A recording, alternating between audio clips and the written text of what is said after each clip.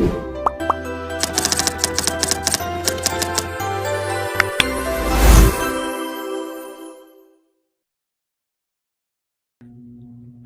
everyone, I'm Jelociel Binonis from BHM 3C. Positive attributes of marriage law. The Philippines has recently passed a law on responsible parenthood and reproductive health. After several decades of controversy, public debate, this article summarizes as the limits of the reproductive health law, as well as the agreements for and against it enactment. Good day, my name is Lyndon Garangay from BSHM 3C. So for today's video, I'm going to explain the RH law, the Responsible Parenthood and Reproductive Health Act of 2012, commonly known as the Reproductive Health Law, is a law in the Philippines which guarantees universal access to methods of contraception, fertility control, sexual education, and maternal care. The RH law has the following key attributes. First, it ensures the right of couples and individuals to decide freely and responsibly on their desired number and spacing of children. Second, it guarantees universal access to medically safe and effective family planning methods.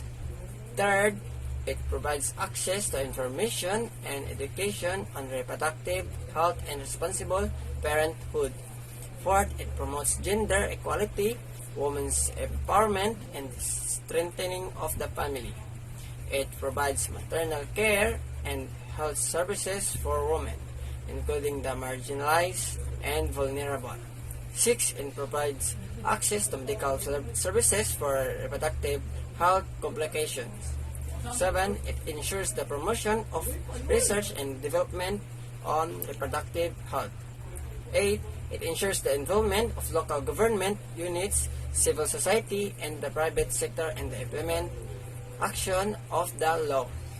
It ensures the availability of adequate financial resources and the appropriate mechanism for the effective. So, additionally, the access in healthcare, the RH law provides universal access to reproductive healthcare services, information, and education.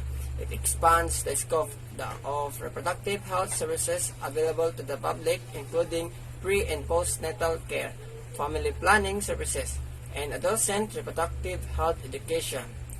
Reduce poverty. The RH law helps reduce poverty in the Philippines by providing universal access to reproductive health services.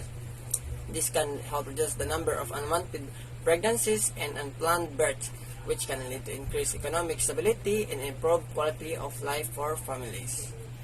Increase education and awareness. The RH law promotes awareness and education on reproductive health issues such as HIV, AIDS, sexually transmitted disease, and safe motherhood. This can help reduce the stigma surrounding reproductive health topics and empower individuals to make informed decisions about their own health. Improve gender equality. The RH law recognizes the importance of gender equality in promoting reproductive health. It outlines specific rights and responsibilities of both men and women in promoting reproductive health and ensures that reproductive health services are provided to both genders equality. That's all. Thank you. Good day everyone, I'm Maria Pamela Sicusino from BCHM3C, and my topic is all about the positive attributes of RH law. Republic Act 10354, or the Responsible Parenthood and Reproductive Health Law of 2012. RH law is a national policy that mandates the Philippine government to comprehensively address the needs of Filipino citizens when it comes to responsible parenthood and reproductive health, just as RH law guarantees the following. First, access the service on reproductive health and family planning, with due regards to the informed choice of individual and couples who will access these services. Second, maternal health care services, including skilled birth attendants and facility-based deliveries. Third, reproductive health and sexuality educations for the youth. And lastly, regular funding for the law full implementations. And that's all. Thank you. Good day, everyone. Advantages of RH law. The statement that reproductive health means free sex. Use of contraceptive, abortion if contraception fails. Is not found anywhere on that bill. Use of contraceptives, yes, but free sex and abortion if contraception fails. If you have read the bill, that's definitely putting words into mouth of authors. The word prevent is not synonymous for killing. The Catholic Church stand for using this method shows that using this method of preventing is a way killing one's life. They say that sperm and egg cells are the victim of this method, but they doesn't have life yet. Diba? Sakto naman sad. They are only a part of humans' lives. So if they are saying that contraception can kill those cells, then I consider that all teenagers, young adult, or even some of the elderly males are killers. Okay, because aning mga binulahatan nato, no? So, agree ba kayo? So, because it is a nature and normal for the males to masturbate. Yes, I agree this one, no? Kay normal na magid na sa tua. And if the orgasm occur, the semen will ejaculate from the male's reproductive organ, and the one content of the semen are millions of sperm cells, and in a matter of seconds, the sperm cell will die if they are exposed to air, no? So we kill millions of it, and killing is a mortal sin. Killing is only when the two cells are developed and form into fetus. Di ba? So, dito na siya pwedeng maingon na to killer ta kung ang sperm and egg cell ay na-develop into fetus. So, that's why a fetus is considered as a human. No? Kay ma-shape naman siya, is na-develop naman siya. So, kung ato na to siya ipalaglag or ato siya ipapatay, pwede ta maingon na killer. Okay, alangan naman na, no, kitang lalaki, mag-ejaculate ta, kay that's a normal naman na routine for the boys. Ay, ko na, kada adlaw na to na mag-ejaculate, maingon ta og killer. Okay, ano pa naman yun sperm pa lang yun. So, hindi ta pwede maingon na killer ta, kay hindi pa man siya na-develop. So, killing is the two cells are developed and form as fetus. Then you terminate it and try to remove from your womb. No, that is already killing, and it is called abortion. Yes, pwede siya matawag. No, the advantages of the RH bill include the couple choice in the number of children they may like, the selection of the family planning method they will use, and more importantly, the reproductive health education they may derive from the proposed law. And the reproductive health bill in the Philippines is that hopes to provide paid wives for skilled attendance to childbirth and emergency obstetric care, even in geographically isolated and depressed areas. Thus, the one of the causes of maternal mortality that arising from unattended births will be addressed. And let's go to the positive, no?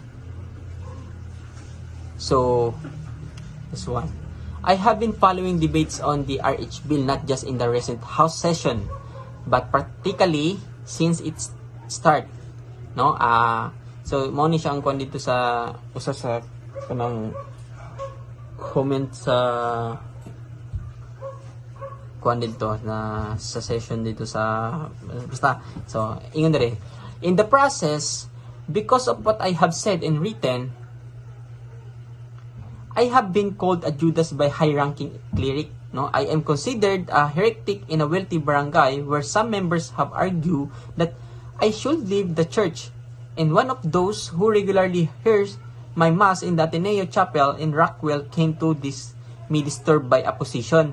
I have feel therefore that I owe some explanation to those who listen to me or read my writings. No? So, ang ako man first let me start by saying that I adhere to the teaching of the church on artificial contraception, even if I am aware that the teaching on the subject is not considered infallible doctrine by those who know more theology than I do. So moreover, I am still considered a Catholic and Jesuit in good standing by my superiors, critics notwithstanding. Now second, very important for me as a student of the Constitution of the Church-State relation. I am very much aware of the fact that we live in a pluralism society where various religious groups have differing beliefs about the morality of artificial contraception. But the freedom of religion means more than just the freedom to believe. It also means the freedom to act or not to act according to the one believes.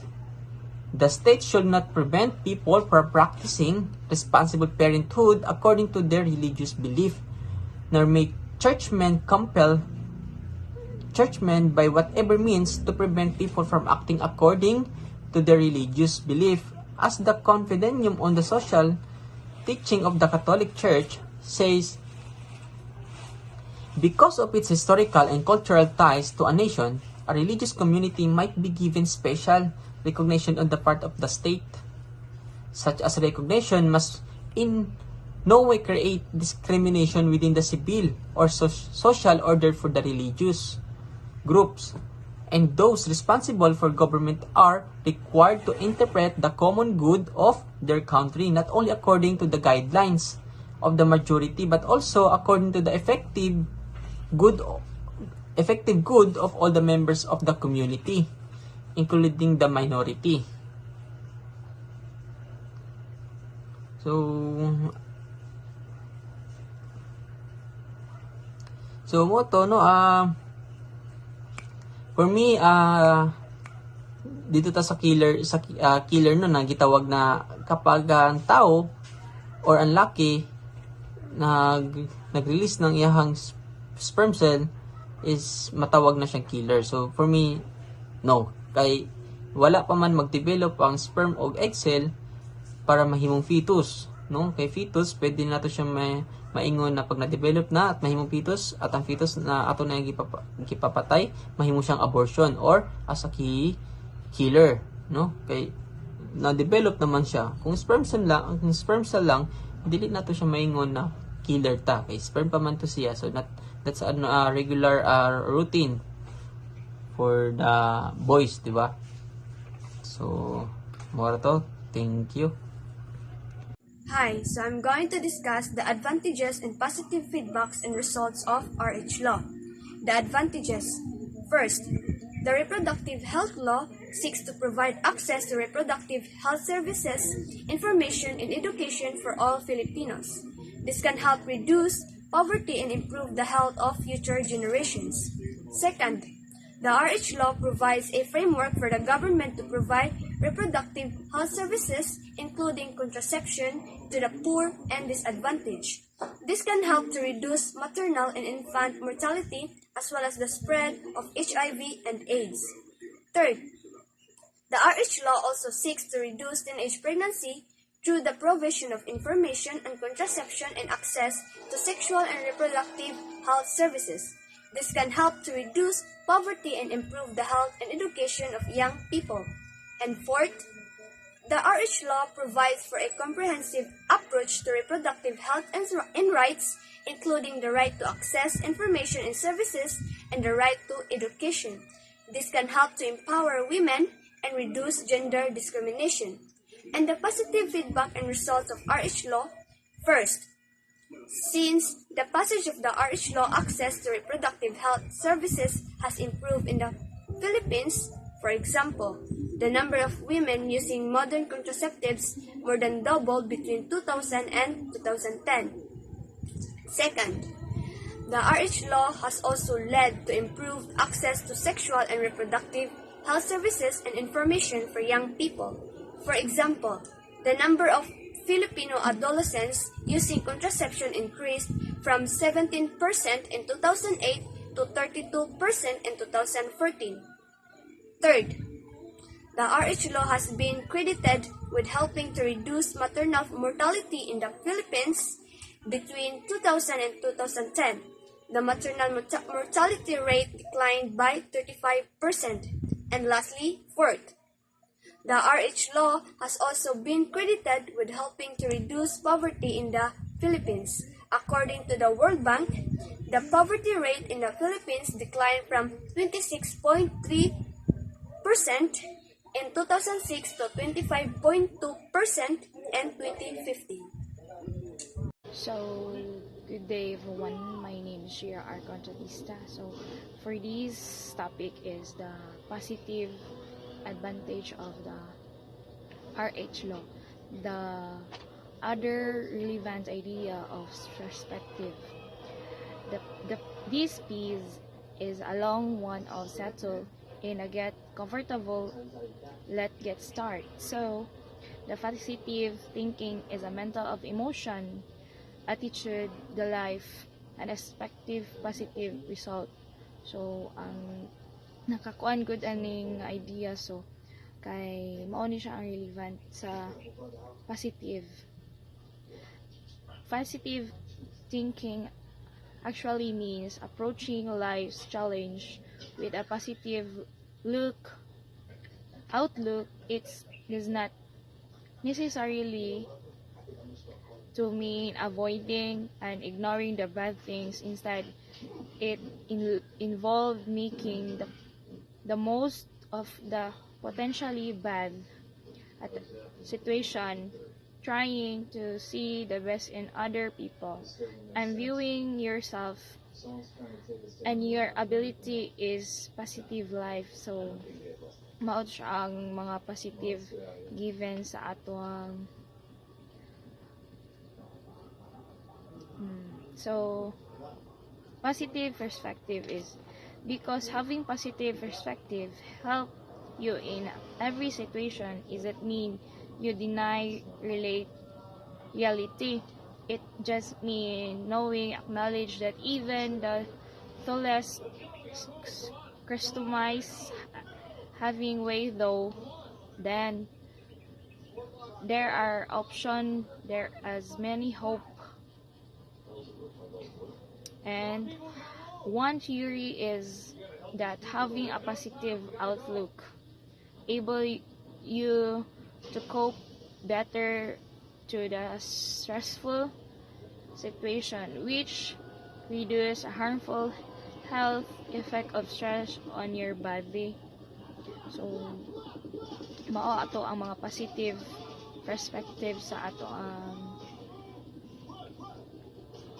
sometimes it's relevant is if it's appropriate or connected to the matter at hand. Relevant things are helpful and all point. Relevant things are appropriate and make sense at that particular time. So, value of education therefore promote, tolerate, understanding above beyond the political, cultural, and religious difference, putting special emphasis on her defense of a human rights and protection of ethnic minorities and most vulnerable groups and the conversation of the environment. Relevant helps students see the value of what they learn of rigor, ensure they are challenged to develop advantage skills and knowledge. Rigor and relevance are also important of the quality because they ensure that all students have access and entry points to high level content of the skills. So thank you. Next. Good day, everyone. My name is Prince Lee Forciano from this HM3C. For this video, I would like to explain, to narrate you the other relevant ideas and perspective. So, it is probably not a surprise to you that positivity is inherently at the center of positive physiology. Positively doesn't always refer to simple smiling and looking cheerful. However, positivity is more about overall perspective on life and their tendency to focus on all that is good in life. And in this, we'll cover the basis or the basics of positivity within the positive physiology. Identify the sum of the many benefits of approaching life from a positive point of view. Explore some tips and techniques for cultivating a positive mindset. Good day, everyone. For this video, I will tackle all about the definition of summary of RH law. So, what is the RH law? Republic Act 10354, or the Responsible Parenthood and Reproductive Health Law of 2012, RH law, is a national policy that mandates the Philippines government to comprehensively address the needs of Filipino citizens when it comes to responsible parenthood and reproductive health. The Philippines Congress enacted Republic Act No. 10354 on responsible parenthood and reproductive health on December 18, 2012. After decades of what can only be described as a bitter public controversy and political wrangling, 3 days later it was signed into law by the President of the Philippines. One commonly known as the Reproductive Health RH Law. Its implementing rules and regulation IRR were due to come into effect on Easter Sunday, March 13, 2013. However, just 10 days before that, the Supreme Court of the Philippines issued a status quo or restraining order against the RH law for the 120 days to during which period it would review the petitions challenging a new law itself. Oral agreements before the Supreme Court had been set to begin on June 18, 2013, or 6 months since the enactment by Congress. This paper gives outline of the elements of the new RH law and closes with a revisit of many arguments and counter-arguments made for and against the bill, then the law now.